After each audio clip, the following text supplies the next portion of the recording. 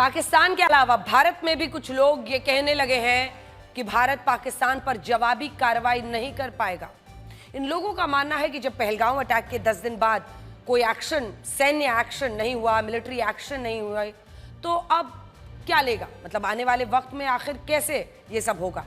ये ऐसे लोग हैं जो देश की सेनाओं का हौसला कम करना चाहते हैं। इन जैसे लोगों को लगता है कि दो देशों में होने वाली जंग जैसे मोहल्लों में नहीं होता, 2 मोहल्लों में होने वाली लड़ाई है, जिसमें लोग भीड़ जुटाकर पथराव कर लेते हैं एक दूसरे पर, लाठी लेकर मारपीट सब शुरू कर देते हैं बीच सड़क चौराहे पर। सच ये है कि भारत सरकार और भारतीय सेना इन जैसे लोगों की तरह सोचती नहीं है। उसे पता है कि युद्ध कोई आसान कदम नहीं है।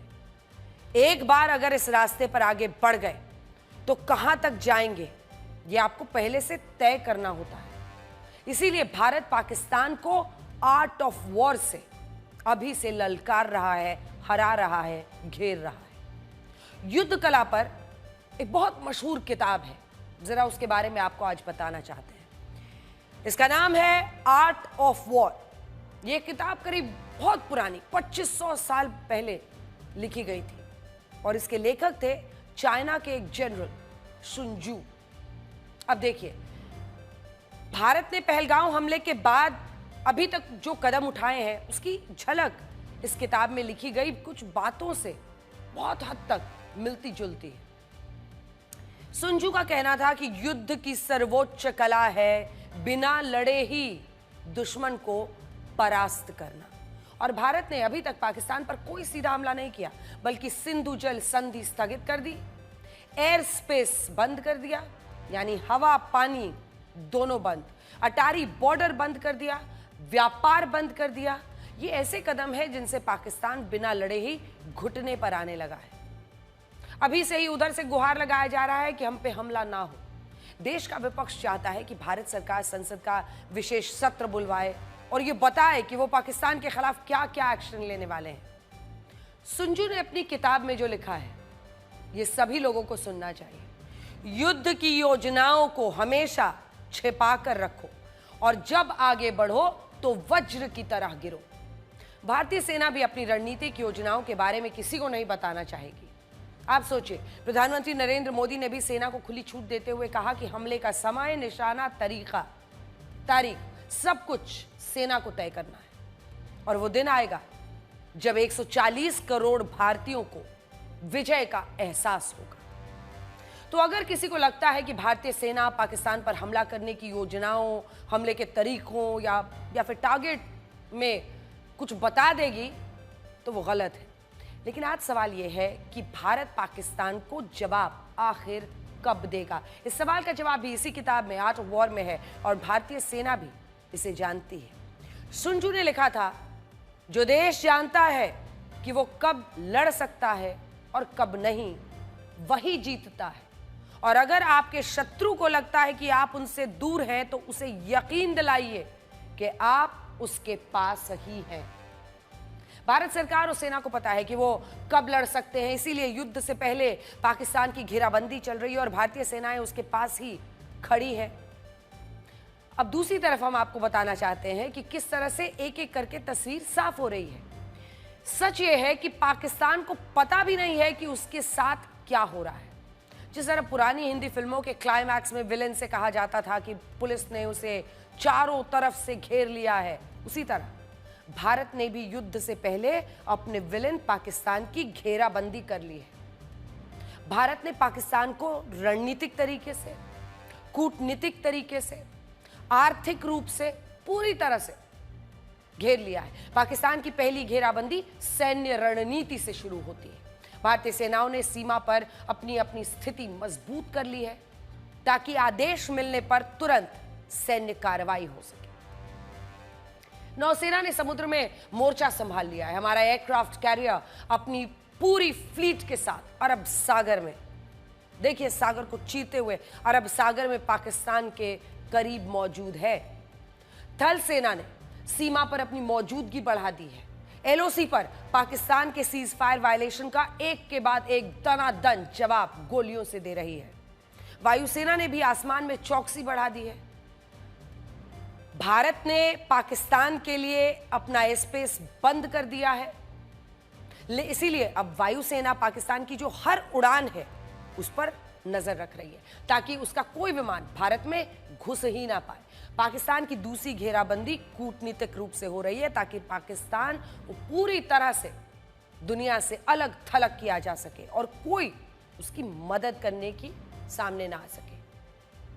पहलगाम हमले के बाद भारत ने दुनिया के हर देश को आतंकी हमले में पाकिस्तान के शामिल होने के सबूत दिखाए हैं। 1 to 1 सबको समझाया गया है। भारत सरकार ने एक डोजियर भी तैयार किया है जिसमें आतंकवादी घटनाओं में पाकिस्तान के शामिल होने के बारे में सब कुछ जानकारी डाल दी गई है और ये डोजियर सबको दिया जा रहा है। भारतीय विदेश मंत्री एस जयशंकर लगातार दूसरे देशों के विदेश मंत्रियों से मुलाकात कर रहे हैं और विदेश मंत्रियों से मुलाकात करके पाकिस्तान के खिलाफ मोर्चाबंदी में जुड़े हुए हैं और अब यूएनएससी में भी पाकिस्तान के खिलाफ मोर्चा तैयार हो रहा है। पाकिस्तान की तीसरी घेराबंदी उसको आर्थिक रूप से कमजोर करने के लिए की गई है। यह कैसे होगा? पाकिस्तान के साथ हुई सिंधु जल संधि स्थगित कर दी गई जिससे पाकिस्तान में सूखे की स्थिति बनेगी, खेती पर, अर्थव्यवस्था पर, सब कुछ, फसलों पर असर पड़ेगा।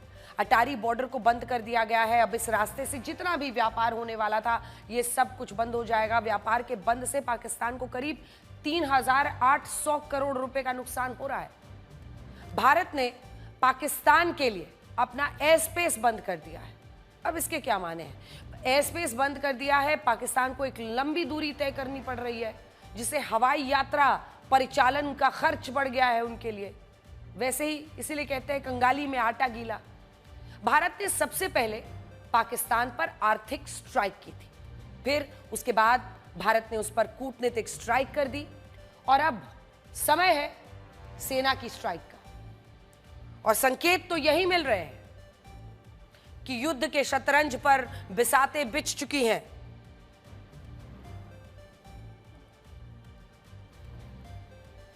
बस चाल चलने की देरी है, उसी का इंतजार है जिसके बाद भारतवासियों का जो इंतजार है वो खत्म हो जाएगा।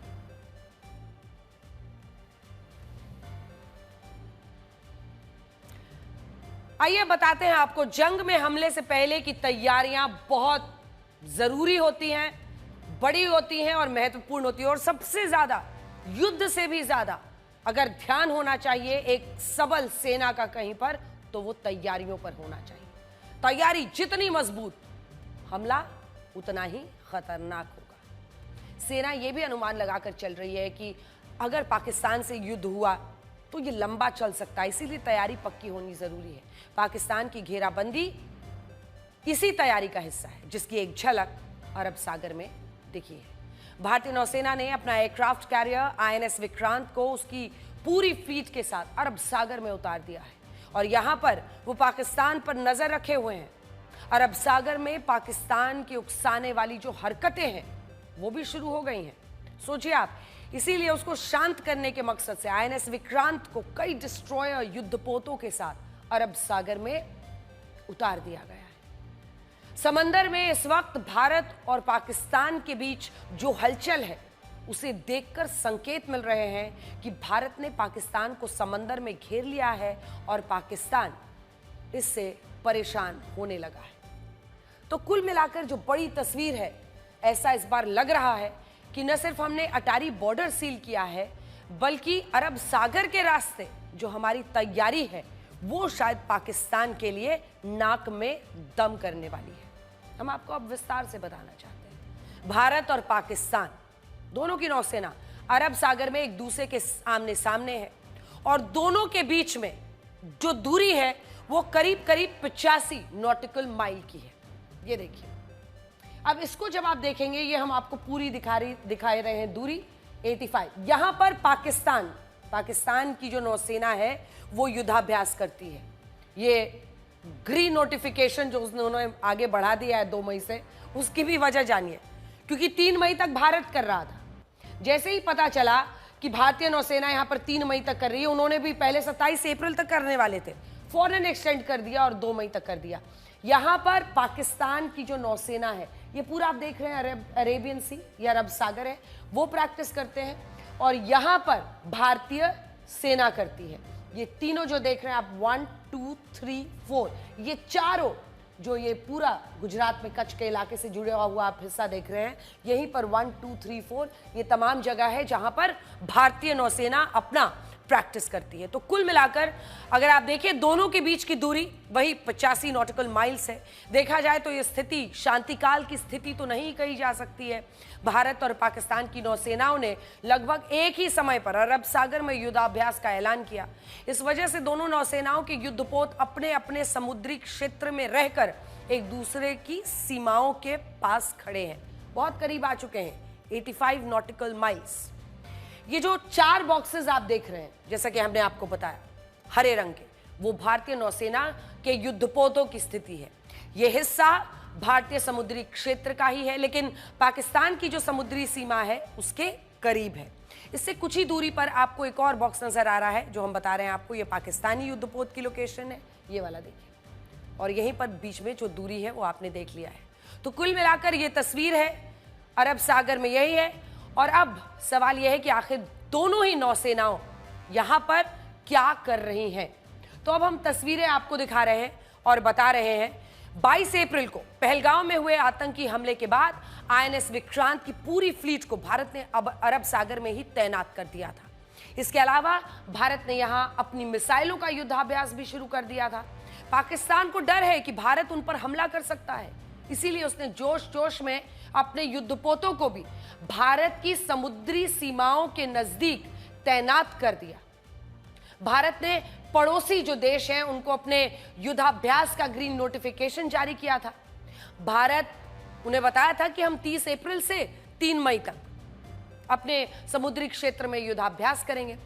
ये ग्रीन नोटिफिकेशन इसलिए जारी किया जाता है ताकि पड़ोसी देशों को यह ना लगे कि भारत ने उन पर हमला कर दिया या हमले की मंशा से मिसाइलें दागी गई।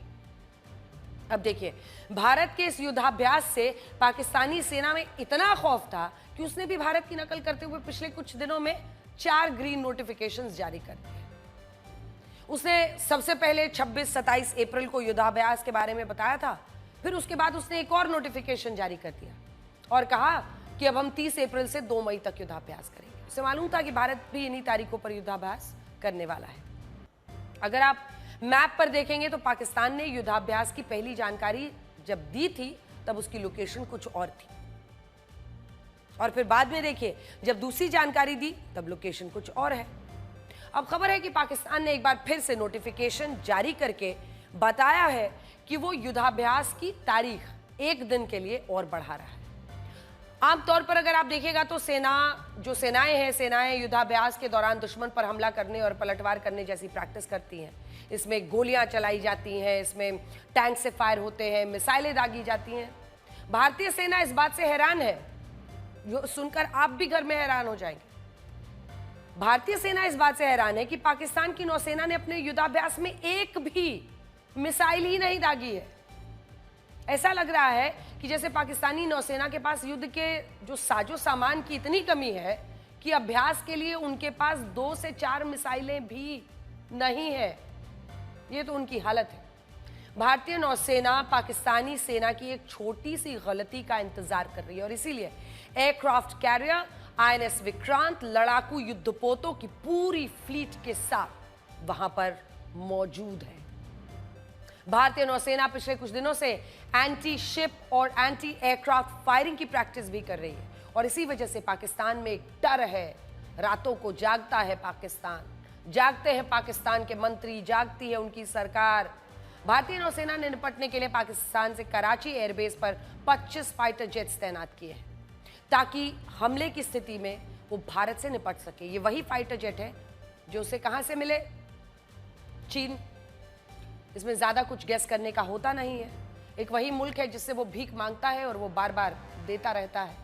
वैसे पाकिस्तान को हम याद दिलाना चाहते हैं कि साल 1971 में जब उसने भारतीय वायुसेना के एयरफील्ड्स पर हमले किए थे तब उसे भारी कीमत चुकानी पड़ी थी। भारतीय नौसेना ने ऑपरेशन ट्राइडेंट के तहत कराची पोर्ट को तबाह कर दिया था। भारतीय सेना का हमला इतना भीषण था कि कराची पोर्ट 7 दिनों तक जलता रहा और उसे महीनों तक बंद रखा गया था। इस हमले की सफलता ने पाकिस्तान को इस युद्ध में कभी उबरने का मौका ही नहीं दिया। नौसेना ने अरब सागर में अपनी मौजूदगी से पाकिस्तान की नींद उड़ा दी है और उधर जम्मू कश्मीर रीजन में भारतीय सेना ने पाकिस्तान की रणनीति को अपने हाईटेक जैमर से जैम कर दिया है। भारतीय सेना एलओसी के एयर स्पेस पर निगरानी कर रही है। उसने पाकिस्तान के लड़ाकू विमानों में लगे ग्लोबल नेविगेशन सैटेलाइट सिस्टम को खराब कर दिया है। इसके लिए भारतीय सेना ने अपना एक हाईटेक जैमर लगाया, जिससे पाकिस्तानी लड़ाकू विमानों का पूरा जो नेविगेशन सिस्टम है वो भ्रमित हो जाएगा और वो हमला करने की स्थिति में ही नहीं रहेगा। अब आने वाले वक्त में क्या हो सकता है? वायुसेना भी भारतीय एयर स्पेस की सुरक्षा में तैनात हो गई है, क्योंकि भारत ने पाकिस्तानी विमानों के लिए अपना एयर स्पेस बंद कर दिया है। भारत का ये कदम पाकिस्तान की रणनीतिक और आर्थिक घेराबंदी का तरीका है। रणनीतिक रूप से देखा जाए तो अब पाकिस्तान का कोई भी विमान अगर भारतीय एयर स्पेस में घुसेगा तो वो शायद वापस नहीं जा पाएगा।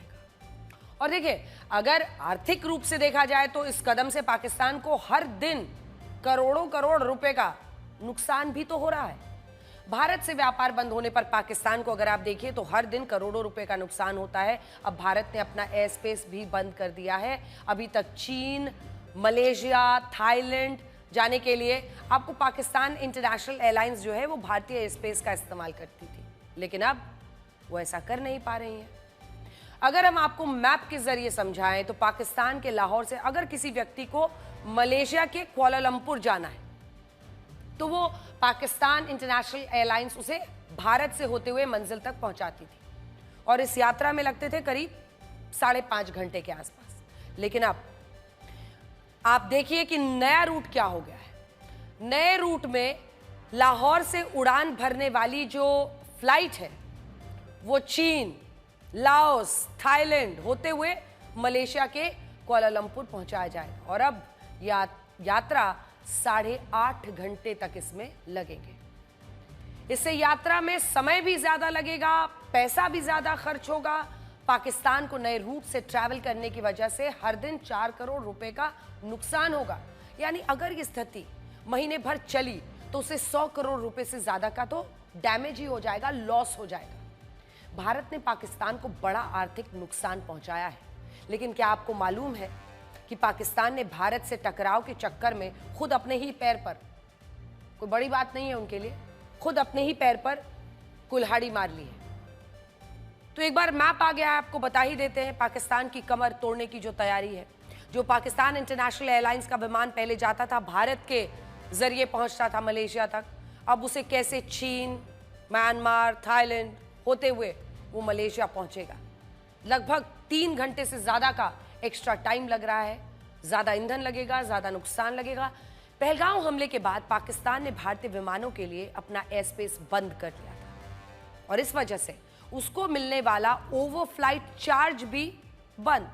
पाकिस्तान के एयर स्पेस को इस्तेमाल करने के लिए भारतीय एयरलाइन कंपनियां वो उसे ओवरफ्लाइट चार्ज देती थी और इसीलिए हमने आपको कहा ना कि पाकिस्तान जैसा मुल्क है जो कुल्हाड़ी पर जाकर अपना पैर मारता है, एयर स्पेस बंद किया और जो ये ओवरफ्लाइट चार्ज उनको मिलता था वो हर महीने करोड़ों रुपए उसको कमाई इससे होती थी, लेकिन उसने अपना एयर स्पेस बंद करके अपनी कमाई खुद ही ताला लगा दिया, बंद कर दिया।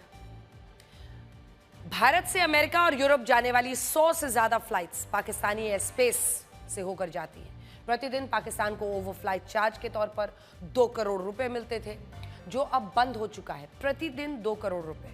पिछले 10 दिन में पाकिस्तान अपना 20 करोड़ रुपए का नुकसान तो करवा चुका है। ये नुकसान दिन ब दिन बढ़ता जा रहा है।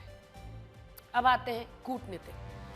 पाकिस्तान पर भारत की तरफ से हर तरह की स्ट्राइक हो रही है। अभी तक भारत ने हमला नहीं किया, सीधा सैन्य हमला, लेकिन पाकिस्तान की चीखें निकलनी शुरू हो गई हैं। अब भारत पाकिस्तान को इंटरनेशनल लेवल पर अलग थलग कर रहा है। इसकी अगुवाई खुद विदेश मंत्री एस जयशंकर कर रहे हैं।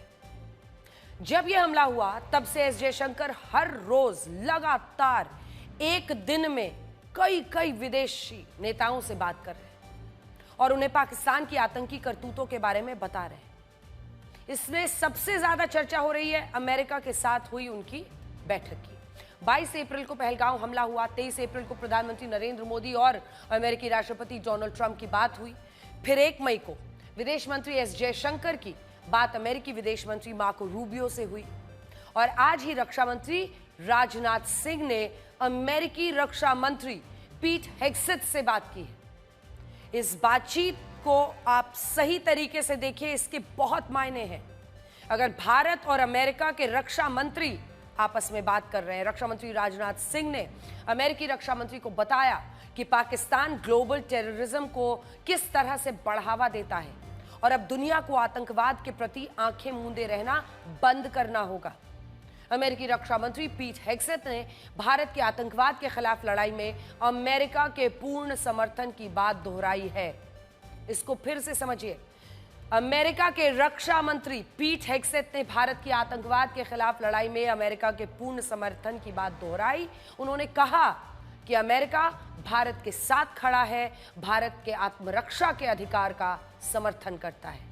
उधर विदेश मंत्री एस जयशंकर संयुक्त राष्ट्र सुरक्षा परिषद यानी यूएनएससी के नॉन परमानेंट मेंबर से भी बात कर रहे हैं। भारत चाहता है कि पाकिस्तान को डिप्लोमैटिकली पूरी तरह से दुनिया में अलग थलग कर दिया जाए, उसकी सही पहचान लोग कर सके। यूएनएससी में, यूनाइटेड नेशन सिक्योरिटी काउंसिल में 10 नॉन परमानेंट मेंबर्स हैं, जिनमें से पाकिस्तान भी एक है। लेकिन विदेश मंत्री डॉक्टर एस जयशंकर ने पाकिस्तान को छोड़कर बाकी 9 देशों के जो विदेश मंत्री हैं उन सब से बात की है, उन्हें पहलगाम आतंकी हमले की पूरी जानकारी दी है। भारत का मकसद संभावित जवाबी कार्रवाई के लिए अंतर्राष्ट्रीय समर्थन जुटाना है।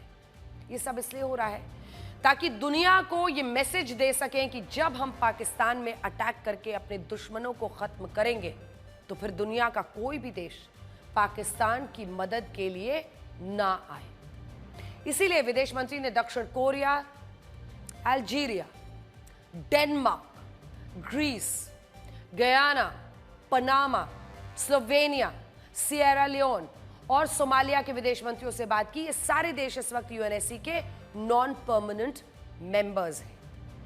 असल में भारत पूरी दुनिया को यह बता रहा है कि जो पाकिस्तान आज खुद को दूध का धुला बता रहा है, कह रहा है कि उसका आतंकवाद से कोई लेना देना ही नहीं है, वो दरअसल आतंक का एपिसेंटर है, आतंकवादियों का आका है, टेररिज्म का एक्सपोर्टर है। और ये सिर्फ कहने की बात नहीं है, ये सच है, ये हकीकत है। पिछले कई दशकों से पाकिस्तान की धरती क्रॉस बॉर्डर टेररिज्म, कट्टरपंथी विचारधारा, जिहादियों के लिए ही जानी जाती रही है। ये बात तो पूरी दुनिया को पता है कि जब अफगानिस्तान पर सोवियत संघ ने हमला किया तो अमेरिका के कहने पर पाकिस्तान ने ही सोवियत संघ से लड़ने के लिए मुजाहिदीन तैयार किए। और खुद कहते हैं, उसके विदेश मंत्री ने खुद अभी इंटरव्यू में कहा है कि 30 साल से हम आतंकी पैदा करते हैं, आतंकी उतारते हैं, आतंकियों को क्रॉस बॉर्डर टेररिज्म के लिए भेजते हैं। पाकिस्तान ने सोवियत संघ से लड़ने के लिए मुजाहिदीन तैयार किए थे।